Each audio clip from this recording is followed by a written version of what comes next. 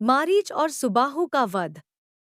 दूसरे दिन ब्राह्म मुहूर्त में उठकर तथा नित्यकर्म और संध्या उपसना आदि निवृत्त होकर राम और लक्ष्मण गुरु विश्वामित्र के पास जाकर बोले, गुरुदेव, कृपा करके हमें यह बताइए कि राक्षस यज्ञ में विघ्न डालने के लिए किस समय आते हैं। यह हम इसलिए जानना चाहते हैं कि कहीं ऐसा न हो कि हमारे अनजाने में ही वे आकर उपद्रव मचाने लगे।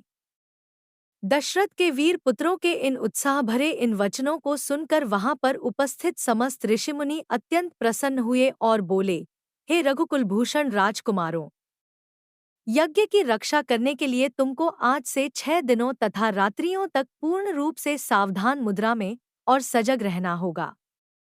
इन 6 दिनों में विश्वामित्र जी मौन होकर यज्ञ करेंगे। इस समय भी वे तुम्हारे किसी भी प्रश्न का उत्तर नहीं देंगे, क्योंकि वे यज्ञ की दीक्षा ले चुके हैं। सूचना पाकर राम और लक्ष्मण दोनों भाई अपने समस्त शस्त्रास्त्रों से सुसज्जित होकर यज्ञ की रक्षा में तत्पर हो गए।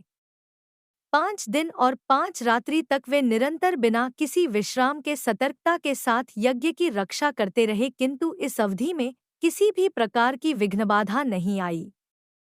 6वें दिन राम ने लक्ष्मण से कहा, भाई सौमित्र, यज्ञ का आज अंतिम दिन है और उपद्रव करने के लिए राक्षसों की आने की पूर्ण संभावना है।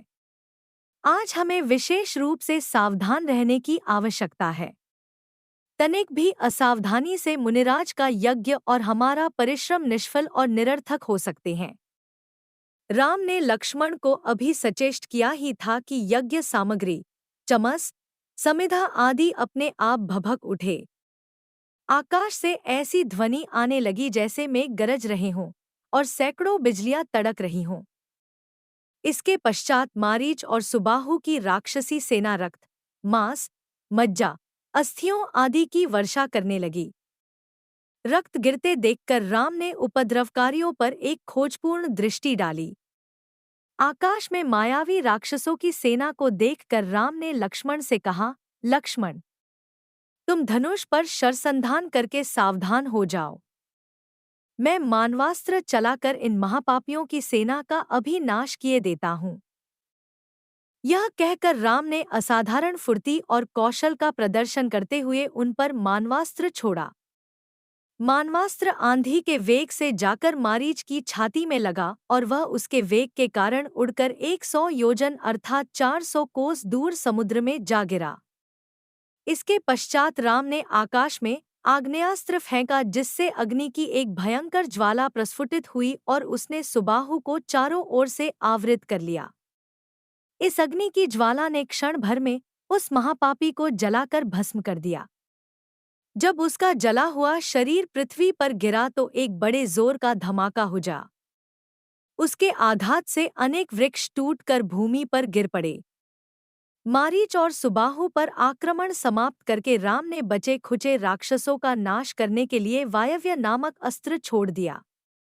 उस अस्त्र के प्रहार से राक्षसों की विशाल सेना के वीर मर मर कर ओलों की भांति भूमि पर गिरने लगे। इस प्रकार थोड़े ही समय में संपूर्ण राक्षसी सेना का नाश हो गया। चारों ओर राम की जय जयकार होने लगी तथा पुष्पों की वर्षा होने लगी। निर्विघ्न यज्ञ समाप्त करके मुनि विश्वामित्र यज्ञ वेदी से उठे और राम को हृदय से लगाकर बोले, हे रघुकुल कमल, तुम्हारे भुजबल के प्रताप और युद्ध कौशल से आज मेरा यज्ञ सफल हुआ। उपद्रवी राक्षसों का विनाश करके तुमने वास्तव में आज सिद्धाश्रम को कृतार्थ कर दिया।